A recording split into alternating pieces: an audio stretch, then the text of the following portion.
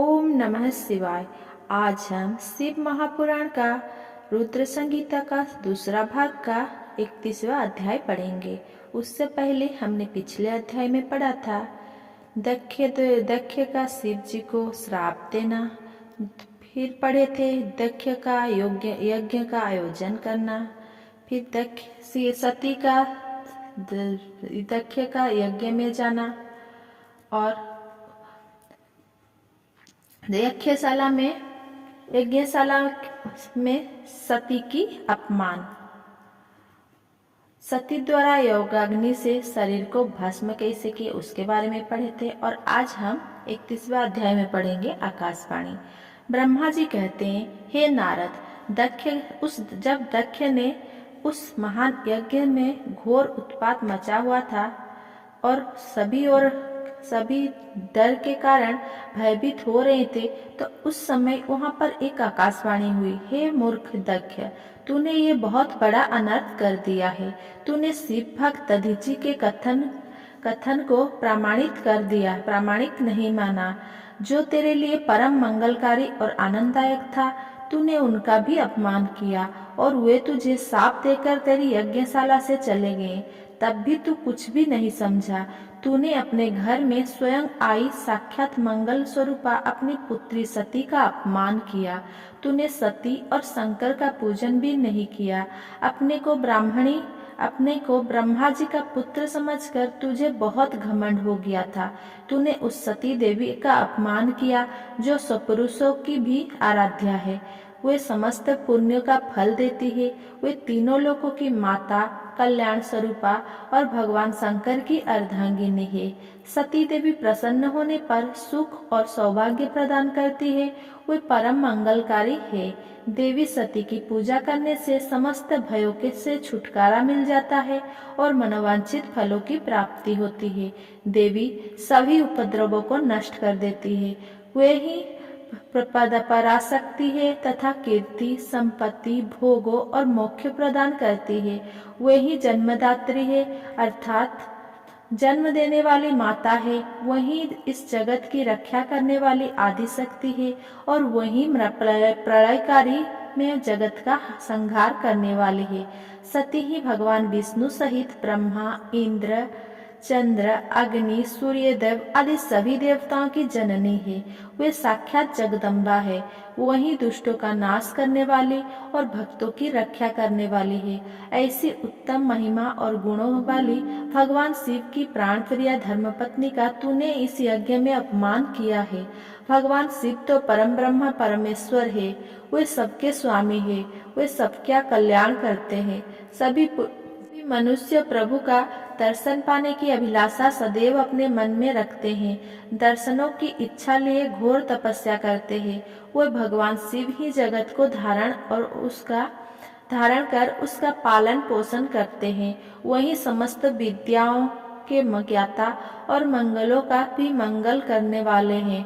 वही समस्त मनोकामनाओं को पूरा करते हैं।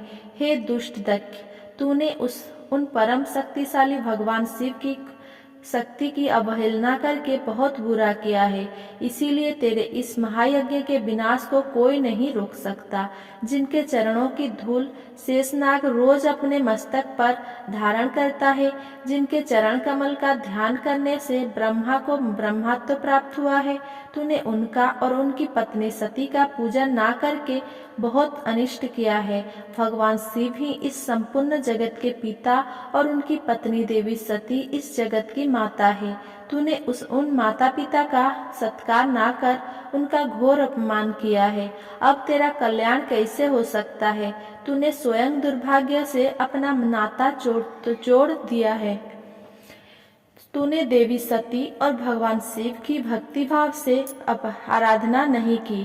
तेरी यह सोच है कि कल्याणकारी शिव का पूजन किए बिना भी मैं कल्याण का भागी हो सकता हूँ। तुझे ले डूबी है। तेरा सारा घमंड नष्ट हो जाएगा। यहाँ बैठा कोई भी देवता शिव जी के विरुद्ध होकर तेरी सहायता नहीं कर पाएगा। यदि करना भी चाहेगा तो स्वयं भी नष्ट हो जाएगा। अब तेरा अमंगल निश्चित है। सभी देवता और मुनिगण यज्ञ मंडप को छोड़कर तुरंत वहां से अपने अपने धाम को चले जाएं, अन्यथा सबका नाश हो जाएगा। इस प्रकार यज्ञशाला में उपस्थित सभी लोगों को चेतावनी देकर वो आकाशवाणी मौन हो गई। 32वां अध्याय, शिव जी का क्रोध। ब्रह्मा जी कहते हैं, नारद, उस आकाशवाणी को सुनकर सभी देवता और मुनि आश्चर्य से इधर उधर देखने लगे। उनके मुंह से एक भी शब्द नहीं निकला। वे अत्यंत भयभीत हो गए। उधर भृगु के मंत्र से उत्पन्न गणों द्वारा भगाए गए शिवगण, जो कि नष्ट होने से बच गए थे, शिव जी की शरण में चले गए। वहां पहुंचकर उन्होंने प्रभु को हाथ जोड़कर प्रणाम किया और वहां यज्ञ में जो कुछ भी हुआ था उसका और सती के शरीर त्यागने का सारा वृतांत उन्हें सुनाया। शिवगण बोले, हे महेश्वर, दक्ष बड़ा ही दुरात्मा और घमंडी है। उसने माता सती का बहुत अपमान किया। वहां उपस्थित देवताओं ने भी उनका आदर सत्कार नहीं किया। उस घमंडी दक्ष ने यज्ञ में आपका भाग भी नहीं दिया। हे प्रभु, दक्ष ने आपके प्रति बुरे शब्द कहे। आपके विषय में ऐसी बातें सुनकर माता क्रोधित हो गई और उन्होंने पिता की बहुत निंदा की। जब दक्ष ने उनका भी अपमान किया तो वे शांत होकर सोचने लगी। फिर उन्होंने वहां उपस्थित सभी देवताओं और मुनियों को फटकारा, जिन्होंने आपका अनादर किया था। उन्होंने कहा कि शिव निंदा सुनकर मैं जीवित नहीं रह सकती। ये कहकर उन्होंने योगाग्नि में जलकर अपना शरीर भस्म कर दिया। ये देखकर बहुत सी पार्षद ने माता के साथ ही अपने शरीर की आहुति दे दी।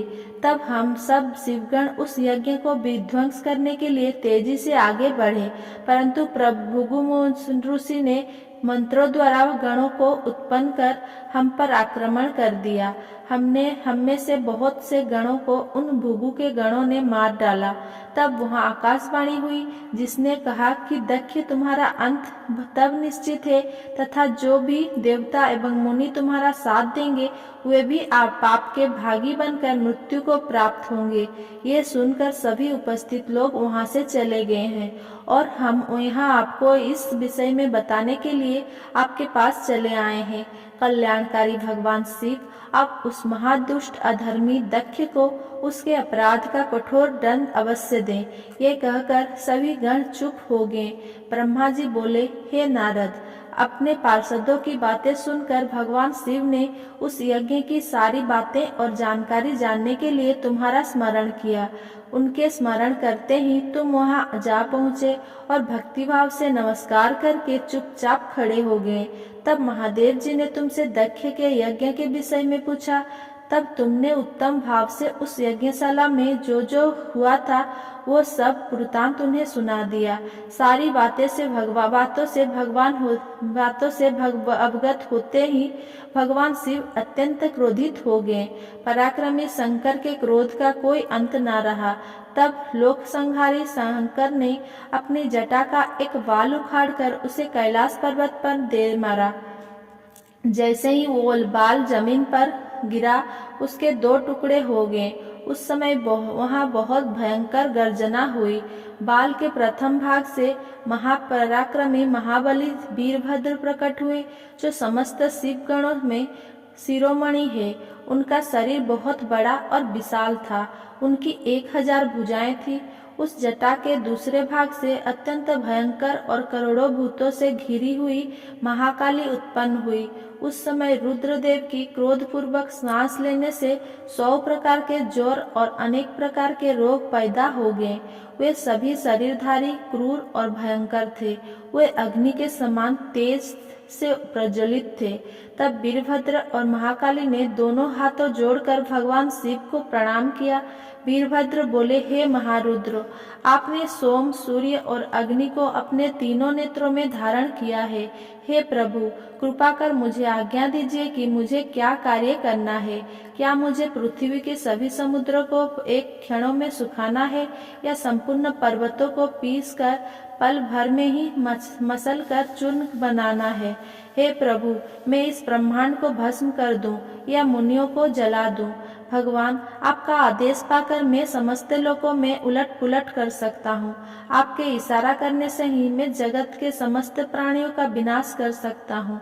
आपकी आज्ञा पाकर मैं इस संसार में सभी कार्यों को कर सकता हूँ। हे प्रभु, मेरे समान पराक्रमी ना तो कोई हुआ है और ना कोई हो ही होगा। भगवान, आपकी आज्ञा से हर कार्य सिद्ध हो सकता है। मुझे ये सभी शक्तियाँ आप ही की कृपा से प्राप्त हुई है। बिना आपकी आज्ञा के एक तिनका भी नहीं मिल सकता है। हे करुणा निधान, मैं आपके चरणों में प्रणाम करता हूँ। आप अपने कार्य की सिद्धि की जिम्मेदारी मुझे सौंपिए। मैं उसे पूर्ण करने का पूरा प्रयास करूँगा। हे प्रभु, आपके चरणों का मैं हर समय चिंतन करता रहता हूँ। आपकी भक्ति परम उत्तम है। आप बिना कहे ही अपने भक्तों की समस्त इच्छाओं को पूरा करके उन्हें मनोवांछित और अभीष्ट फल प्रदान करते हैं। आप भक्त वत्सल है। भगवान, मुझे कार्य करने का आदेश दे तथा साथ ही उस कार्य की सफलता का भी आशीर्वाद दे। ब्रह्मा जी बोले, हे मुनि श्रेष्ठ वीरभद्र के ये वचन सुनकर शिव जी को बहुत संतोष हुआ तथा उन्होंने वीरभद्र को अपना आशीर्वाद प्रदान किया। भगवान शिव बोले, पार्षदों में श्रेष्ठ वीरभद्र, तुम्हारी जय हो। ब्रह्मा जी का पुत्र दक्ष बड़ा ही दुष्ट है। उसे अपने पर बहुत घमंड है। इस समय वह एक बहुत बड़ा यज्ञ कर रहा है। उसने उस यज्ञ में मेरा बहुत अपमान किया है। मेरी पत्नी ने मेरा अपमान होता हुआ देखकर उसी यज्ञ की अग्नि में अपने शरीर को भस्म कर दिया है। अब तुम सपरिवार उस यज्ञ में जाओ। वहाँ यज्ञशाला में जाकर तुम उस यज्ञ को विनष्ट कर दो। यदि देवता, गंधर्व अथवा कोई अन्य तुम्हारा सामना करे और तुम्हें ललकारे तो तुम उसे वहीं भस्म कर देना। दधीचि की दी हुई चेतावनी के बाद भी जो देवतागण वहाँ यज्ञ में मौजूद है, तुम उन्हें भी भस्म कर देना, क्योंकि वे सभी मुझसे वैर रखते हैं। तुम उन सभी को बंधु बांधवों सहित जलाकर भस्म कर देना। वहाँ कलशों में भरे हुए जल को पी लेना। इस प्रकार वैदिक मर्यादा के पालक भक्त वत्सल करुणानिधान शिव ने क्रोधित होकर वीरभद्र को यज्ञ का विनाश करने का आदेश दिया।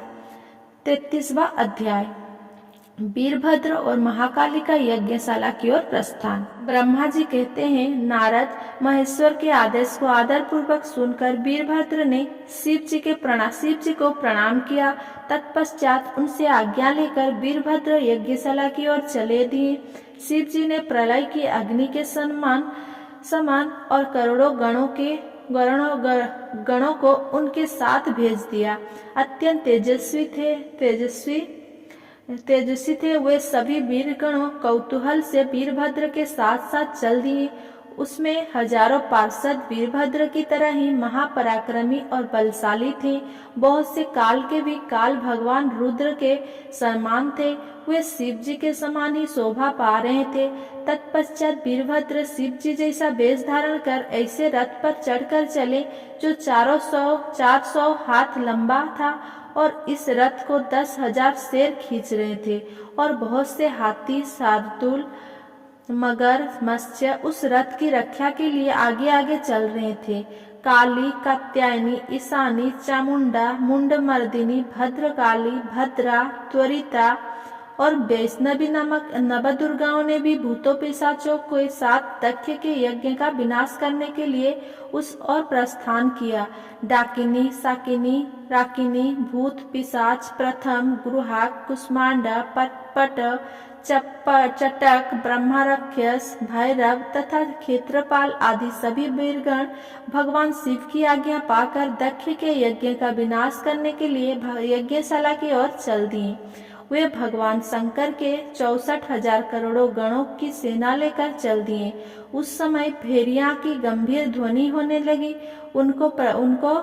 उनके प्रकार के शंख, अनेकों प्रकार की शंख चारों दिशाओं में बजने लगे।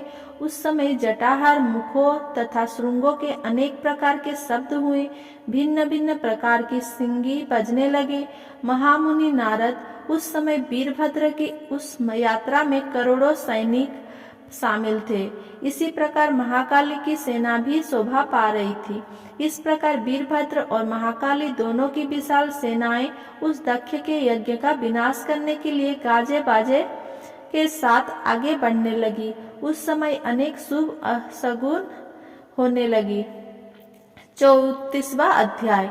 यज्ञ मंडप में भय और विष्णु से जीवन रक्षा की प्रार्थना। ब्रह्मा जी बोले, हे नारद, जब वीरभद्र और महाकाली की विशाल चतुरंगिणी सेना अत्यंत तीव्र गति से दक्ष के यज्ञ की ओर बढ़ी तो यज्ञोत्सव में अनेक प्रकार के अपशकुन होने लगी।